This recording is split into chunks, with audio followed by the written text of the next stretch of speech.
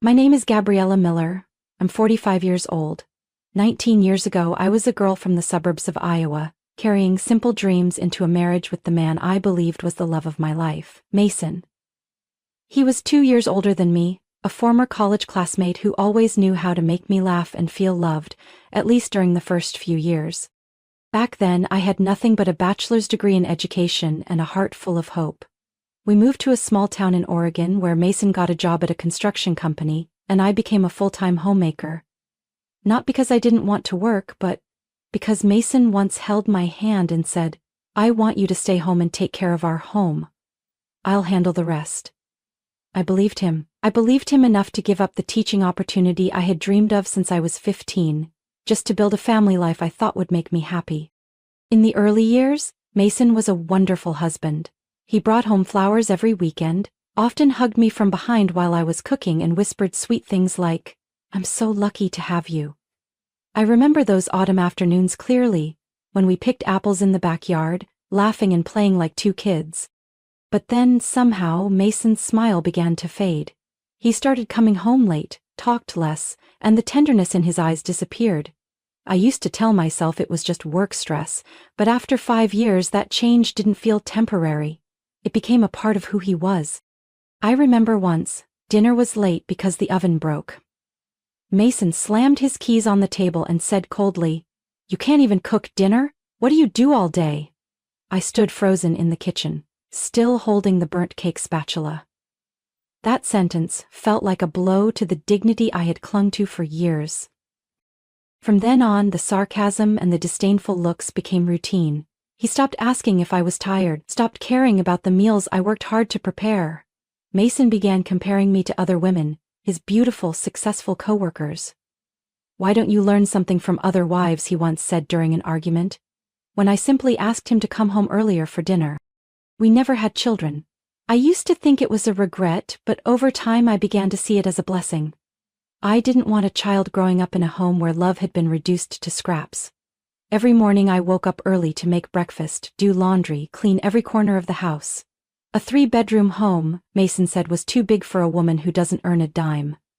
I didn't respond. I had learned to stay silent because every time I spoke up, all I got was a cold stare and suffocating indifference.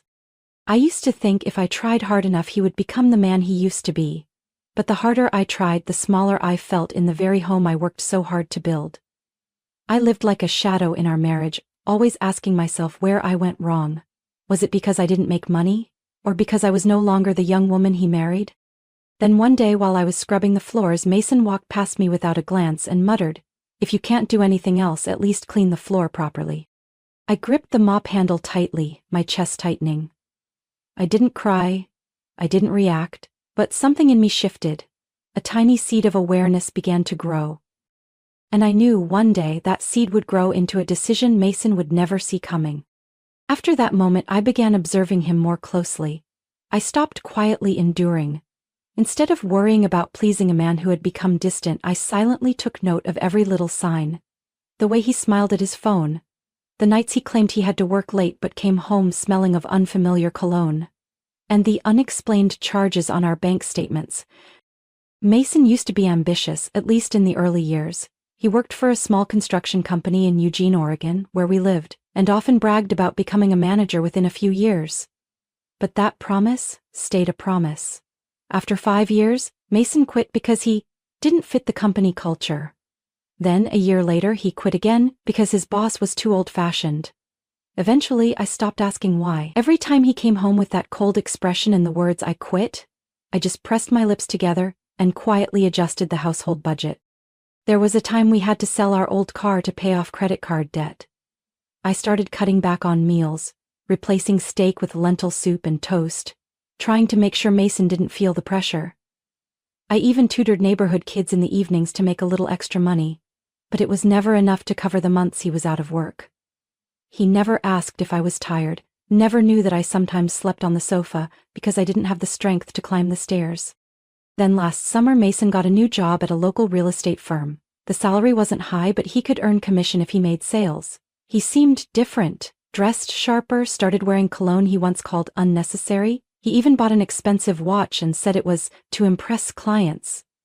I didn't question it because deep down I still had hope that this was his chance to grow up and finally value our marriage. But instead of coming home for dinner, Mason started disappearing more often.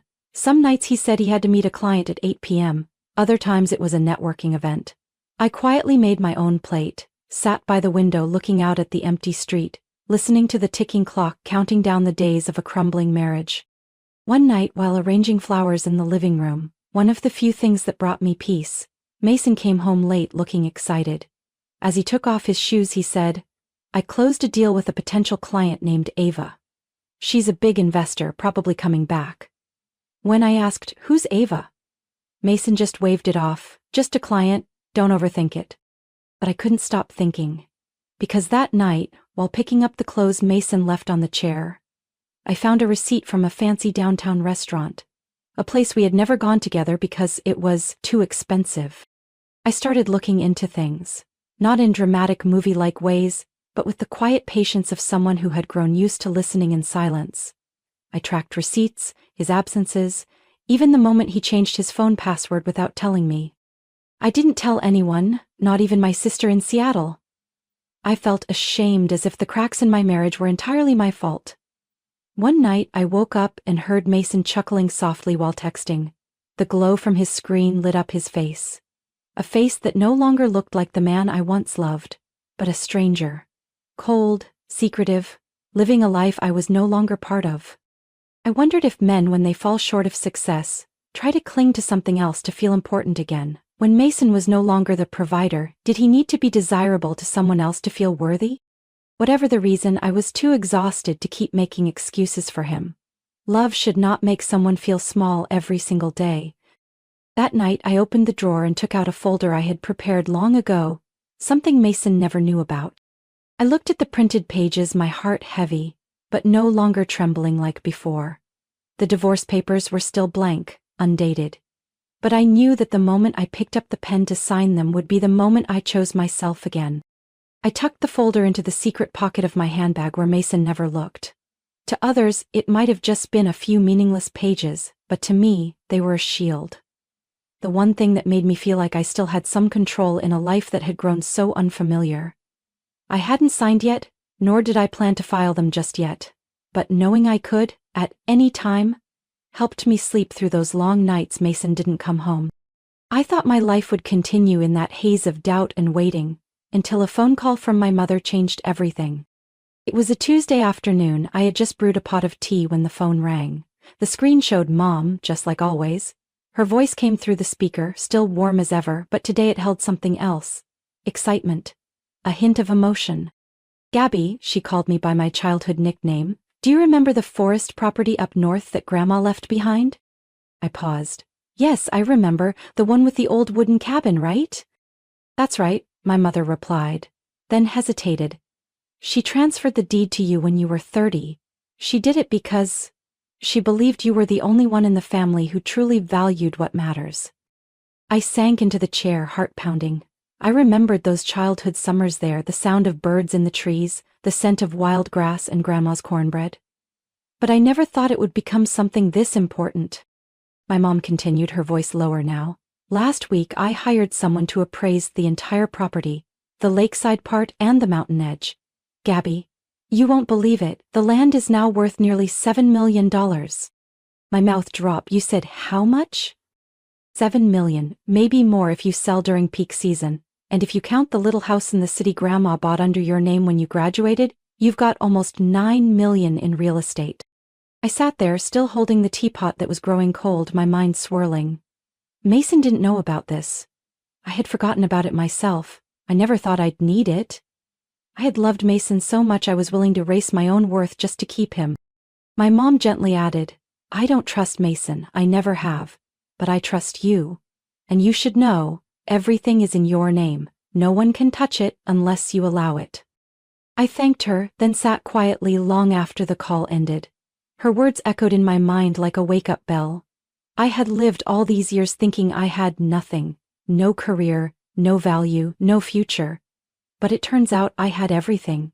And I had simply forgotten myself. That night when Mason got home, he tossed his blazer on the chair and said casually, "I'm going on a business trip to Bend for 2 days. Don't call, I might not pick up. I just nodded, hiding a faint smile behind my half-finished cup of tea. It had been a long time since I felt this calm looking at Mason. I no longer trembled when he acted irritated, no longer felt empty when he left without a kind word. After he went upstairs, I opened my laptop and began researching Oregon divorce laws, asset valuations, and top attorneys in the area. I wasn't going to tell Mason just yet, but step by step I had started preparing. I also called an old friend, Amelia, a family law attorney I went to college with. We hadn't stayed in close touch, but she had always been genuine. After listening to everything, Amelia paused for a moment, then said softly, "Gabby, if you need someone to represent you, I'm here. And don't feel guilty for protecting yourself." I thanked her, gently closed the laptop. Outside the window, a light rain had started. The drops tapped against the glass like the rhythm of a new hope. I knew Mason still believed I could never leave him, that I'd always be the woman who depended on her husband. But he didn't know that now, I had everything I needed to start over. An untouched fortune, a will that had returned stronger than ever, and a plan that was slowly coming to life. That morning the Oregon sky was gray, as if foreshadowing something ominous. I got up earlier than usual to go to the farmer's market, the one thing each week that gave me a sense of freedom, even if it was just picking out a few bunches of greens or fresh apples. But perhaps fate had been waiting for me at the last turn on Riverview Road. The truck in front of me suddenly slammed on its brakes. I instinctively swerved right but couldn't make it in time. The sound of metal crashing rang out sharply, and everything around me turned upside down. I don't remember much after that, only that I woke up under cold white lights, surrounded by the sharp scent of antiseptics in a hospital room. "I'm Dr. Renner," said a calm-voiced middle-aged man as I slowly opened my eyes. "Ms. Gabriella, you have fractured ribs and a neck sprain. Fortunately, there's no brain trauma, but you'll need to stay in the hospital for at least a week for observation." I tried to nod, but the pain in my neck was so sharp I couldn't move. The only thing I could feel was emptiness and loneliness. Mason didn't show up that day, didn't even call. I lay still in bed listening to the sounds of carts rolling, nurses speaking over intercoms, and waited. I wasn't sure what I was waiting for, a check-in, a text, or at the very least some sign that he still thought of me. It wasn't until the second day that Mason finally showed up, but he wasn't alone. I heard the sound of high heels clicking steadily down the hallway before the door opened. Mason walked in looking completely unfazed, as if he were stopping by to visit an acquaintance. The woman beside him, around 30, tall, with softly curled blonde hair and a tight-fitting blue dress, flashed a radiant smile when she saw me. "Gabriella," Mason said without hesitation, "we need to talk." I turned my head toward him with difficulty, trying to stay calm even as my stomach churned. The woman didn't wait to be invited. She walked up beside my bed, completely at ease, as if she belonged there. "I'm Tessa," she said, her voice light as air but full of smugness. "I'm sure Mason's mentioned me." I looked at Mason. He didn't deny it, didn't step back, didn't apologize. "Tessa and we're together now," Mason said slowly, as if explaining something obvious. "This will be best for all three of us. You don't need to worry. Tessa will take care of me." I let out a dry, broken laugh. "Did you just say, best for me?" "Gabby," Mason sighed, as if I was the one making things difficult, "you should let go. I think we should get a divorce. You know we haven't had anything for a long time." Tessa stepped back, folded her arms, her eyes gliding over my IV lines like she was evaluating something ready to be discarded. I didn't say a word. Instead, I reached, slightly trembling but firm, for the bedside drawer and took out a thin beige folder. Inside was a printed divorce form, with both our full names, just missing the date and signatures. I placed it on the side table and looked him straight in the eye. "I've had this ready for a while, Mason. I was just waiting for a clear reason." He froze. For a moment his expression wavered, but then it returned to his usual smugness. "Good. I'll sign it." Tessa smiled faintly. "Looks like you're reasonable after all." I didn't respond. Inside, I no longer felt the pain I used to during those early days of his coldness. What I felt now was something oddly peaceful, like I had finally let go of a silent burden that had worn me down for nearly 2 decades. Before they left the room, Mason turned back and said, as if it were an obligatory line, "I hope you'll be okay even without me." I smiled slightly, no bitterness, no resentment, just the kind of smile someone wears when they know they're about to reclaim their freedom. As the door closed behind them, I closed my eyes.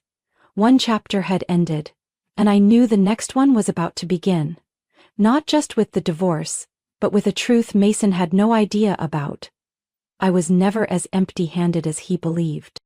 I was discharged on a Monday morning, when dew still clung to the grass and the April wind rustled the branches outside the hospital.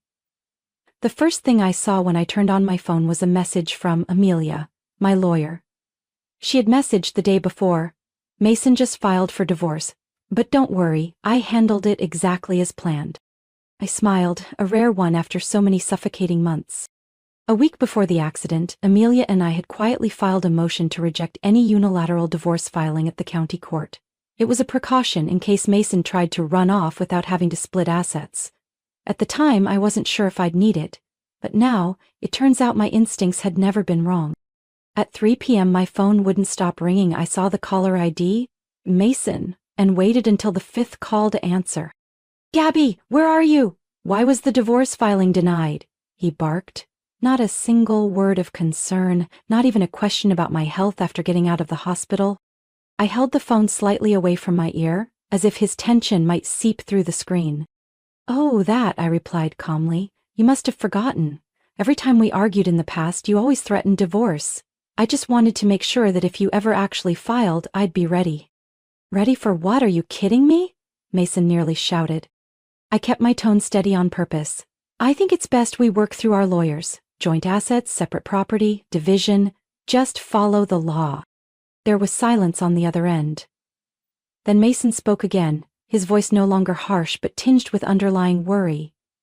"Gabby, what assets? You don't have anything to split." I laughed, not from amusement, but because I knew exactly the man behind the voice still believed I was just a penniless housewife with no career and no power. "Nothing?" I said slowly. "Mason, I think you should speak to my attorney, because there's a lot you don't know yet." I heard a chair scrape, followed by a long, tense sigh on his end. "Don't make this complicated, Gabriella," Mason said, switching to a more persuasive tone. "I just want to get this over with so I can move on." "With Tessa?" I asked, not bothering to hide the sarcasm. He didn't answer. I continued, "If you're in such a rush, that's too bad, because until the asset division is resolved, your divorce filing won't go through, and I heard Oregon requires all financial matters to be settled before a remarriage can be registered, right?" A heavy breath came through the line. I knew he was more desperate than ever. He didn't just want to end things with me, he wanted to lock things down with Tessa, the woman he believed would give him an easier life. But what he didn't expect was that I'm not the Gabriella he used to know. "I'll talk to your lawyer," Mason said quickly, as if trying to end the call. "One more thing," I cut in before he could hang up. "You should know, I currently own over $8 million in real estate and inherited assets in my name alone. And under the law, any separate property acquired before marriage or gifted directly isn't subject to division. But if you want to fight it, be my guest." The call ended in silence, a silence as heavy as stone. I stood by the window of the small apartment I was temporarily renting after being discharged, eyes closed, savoring the feeling of newfound freedom. For the first time in 19 years, I wasn't afraid of anything. Not of being left behind, not of being judged, and especially not of a man who had underestimated my worth. That evening, Amelia sent me a detailed plan: what assets to list, which documents to prepare, which legal steps to take first. "We're going to throw him off so hard he won't know what hit him," she messaged, adding a cheeky smiley face. I looked at the screen and smiled. I didn't need revenge born of anger. I only needed the truth. And the truth is, the man who once looked down on me is now racing against the weight of his own mistakes. Mason may have thought he won when he left me in the hospital to chase a new love. The next morning, my phone started ringing non-stop at 8 a.m. I knew instantly it was Mason. He called 12 times before switching to a rapid stream of texts, each just seconds apart. "Did you lock the account? I can't withdraw money. What did you do with my card?" Gabriella, answer me.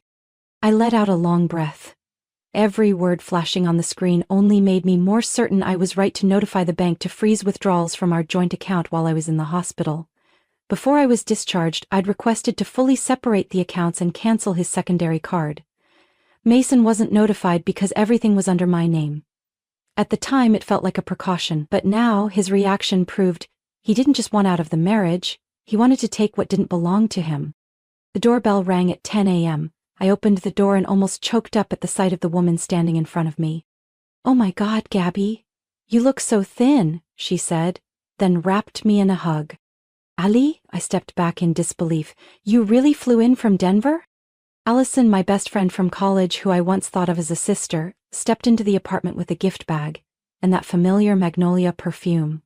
We had roomed together in the dorms and stayed in touch for over 20 years, even after moving to different places. When she heard about my accident, Ali immediately took 3 days off work and flew in. "Are you sure you're okay?" she asked as I poured us tea. I nodded, then exhaled. "Better than ever, but there's something you should know." I told Ali everything, about Mason, Tessa, the divorce papers, and the assets Mason had no idea existed. She listened intently, never interrupting, only nodding occasionally. When I got to the part about Mason trying to withdraw money from my personal account and getting upset when he couldn't, Ali slammed her teacup down. "That's why you need a lawyer," she said, her tone sharp. "Mason's not just ungrateful, he's greedy." "But wait. Tessa?" I frowned. "What about her?" "Tessa Donnelly?" "Yes, why?" Ali narrowed her eyes and pulled out her phone. After a few taps, she showed me a picture. It was a family gathering, with Tessa standing beside an older woman I didn't recognize. "That's Tessa's aunt," Ali said. "I know her from a women's real estate investment group in Denver. She used to complain about her niece. Spends money like crazy, always dating older men to get ahead in life." I sat upright. "Are you saying Tessa targeted Mason because she thought he was rich?" "Absolutely, and I remember her aunt saying, that girl once faked a pregnancy to trap a doctor into marrying her. Didn't work, but shame was never her thing." I was speechless. Suddenly all the puzzle pieces connected in my mind. Mason's frequent absences for client meetings, the luxury restaurant receipts, and his unusual urgency to finalize the divorce. I tapped the table lightly. "Do you still have contact with Tessa's aunt?"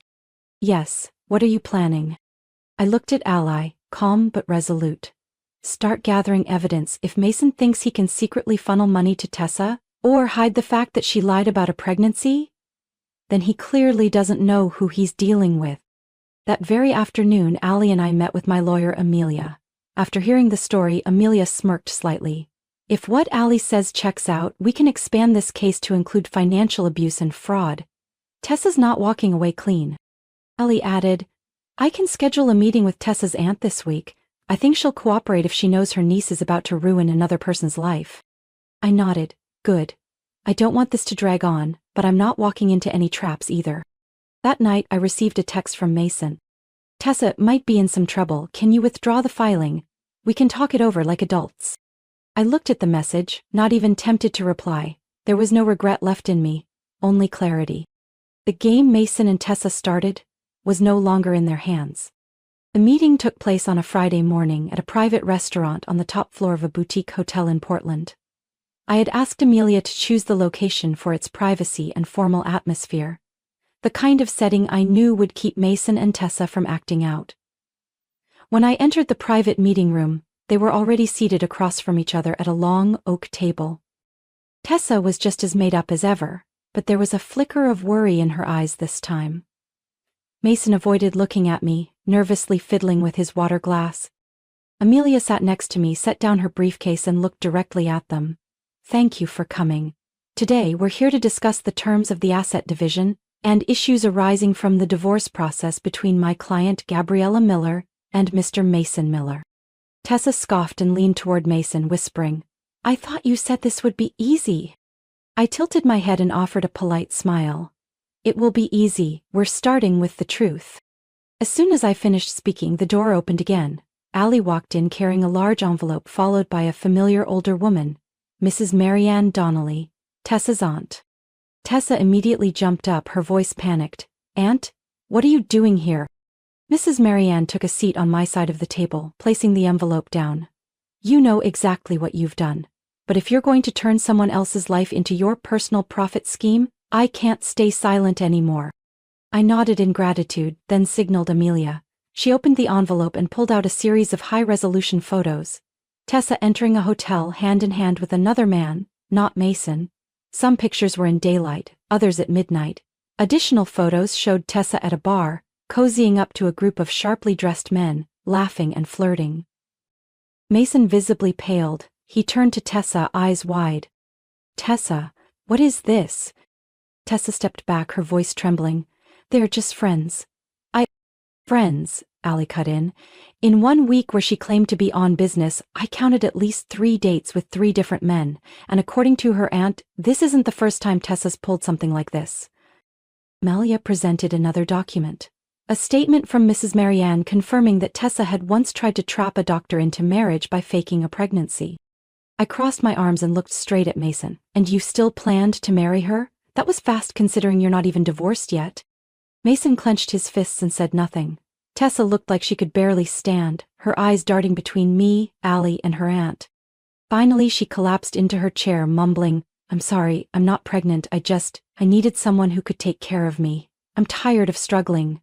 I didn't want to work my whole life just to barely get by.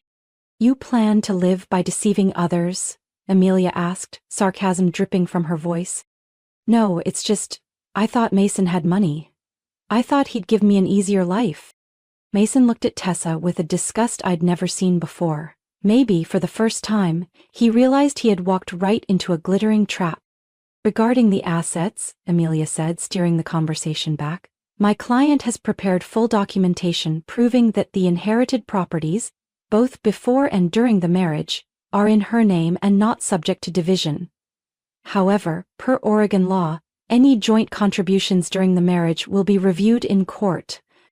We're willing to work with the other party if they act in good faith, I added, calmly. But if there's continued avoidance, misuse of joint accounts, or any attempt to conspire for asset theft, I'll have no choice but to pursue both civil and criminal investigations. The room fell silent for a few moments. Then Mason lowered his head, for the first time in all of this. I'll sign everything. I'm sorry, Gabby, I was wrong. I didn't respond. Because at this point apologies meant nothing. What I needed was a clean, transparent ending, and a new beginning, where I took the lead. Tessa was escorted out by her aunt. Mason signed each document like a machine. When the meeting ended, Amelia leaned toward me and said softly, Game over, Gabriella, now it's time to begin again. A week after that fateful meeting, Mason showed up at the door of my temporary apartment unannounced, no phone call. He stood there in a wrinkled suit, hair unkempt, eyes sunken from lack of sleep. In his hand was a bouquet of yellow tulips, the kind I used to like 15 years ago when we were still dating. Gabby, he began, his voice raspy. I've done a lot of thinking. I know I was wrong. Tessa, she used me. But you were always there for me, always good to me. Can we start over? I stayed silent, not stepping past the doorway. Things could go back to the way they were, Mason continued. I realize I can't live without you. I looked at him, for the first time with no love, no pain, just complete clarity. Back to the way they were? I repeated with a small laugh. You mean the days I was hunched over the stove while you were out to dinner with another woman? Or the nights I slept alone while you were texting someone else? It wasn't like that, Mason said quickly. I was misled. She lied to me about everything. I nodded. And now you expect me to save you from the consequences you created? I stepped back and closed the door between us, leaving only a narrow crack. You forgot one thing, Mason. I'm not your past anymore. I'm Gabriella Miller, the woman with nearly $9 million in personal assets, a top legal team, and a life that's starting fresh. Without you. I gently closed the door, not a single tear.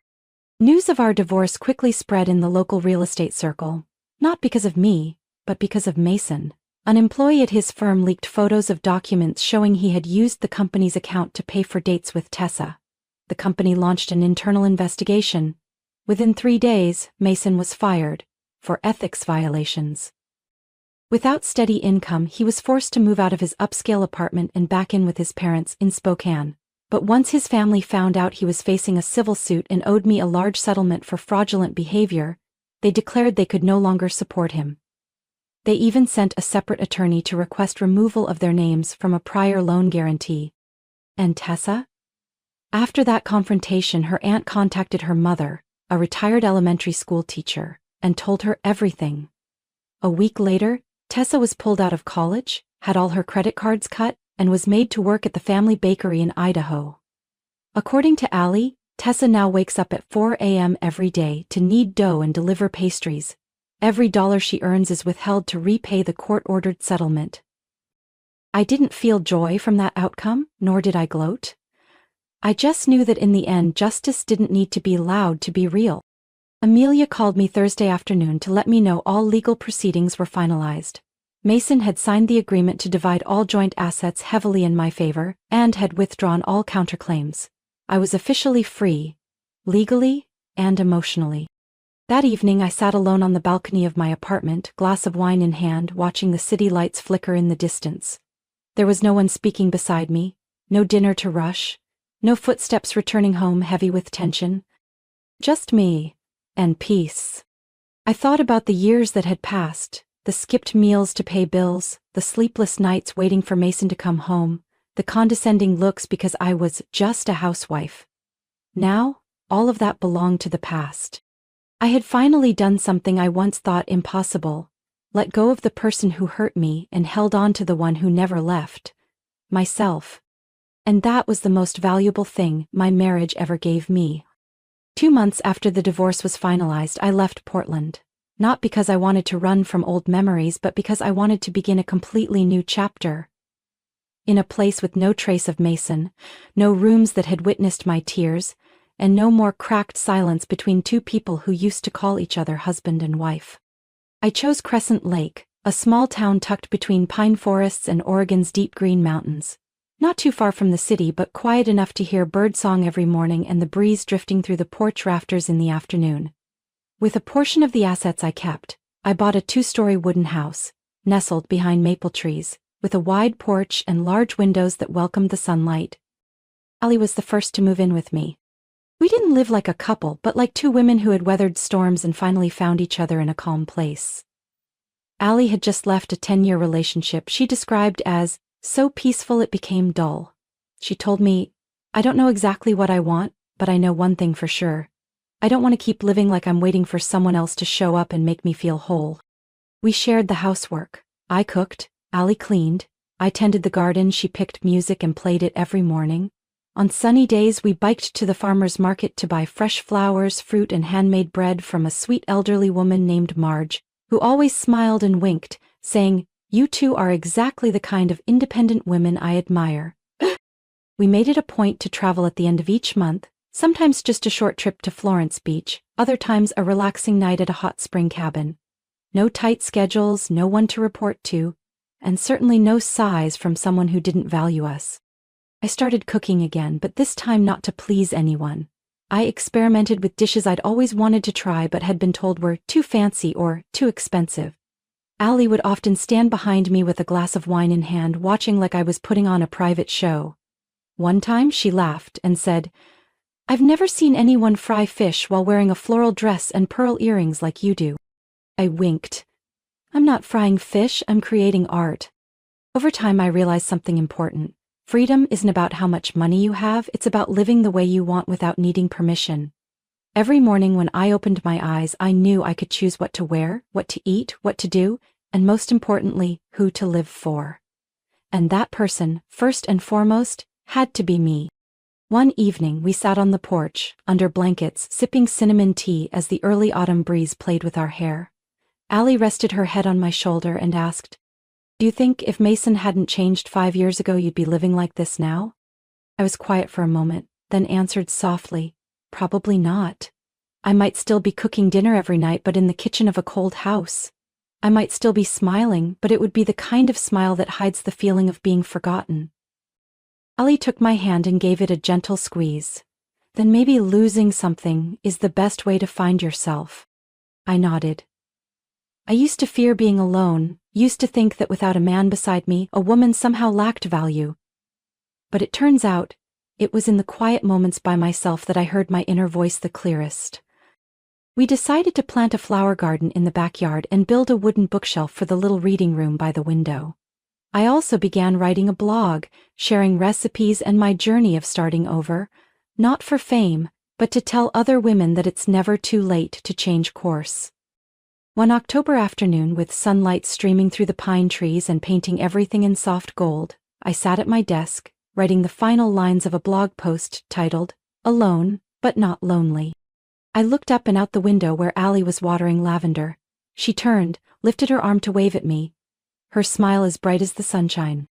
And in that moment, I knew I had truly found home. Not a location, but a feeling. Peace, wholeness, and being completely myself.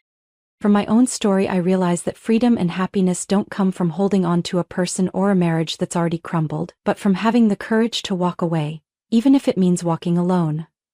I once believed that being a devoted wife was enough, but the truth is, a woman's worth doesn't lie in sacrifice, it lies in self-respect and the ability to take charge of her own life. Now I live lighter than ever, needing no one's permission to simply be me. What do you think of Gabriella's journey? Have you experienced something similar? Share your thoughts below and don't forget to follow the channel for more meaningful stories about life and family relationships.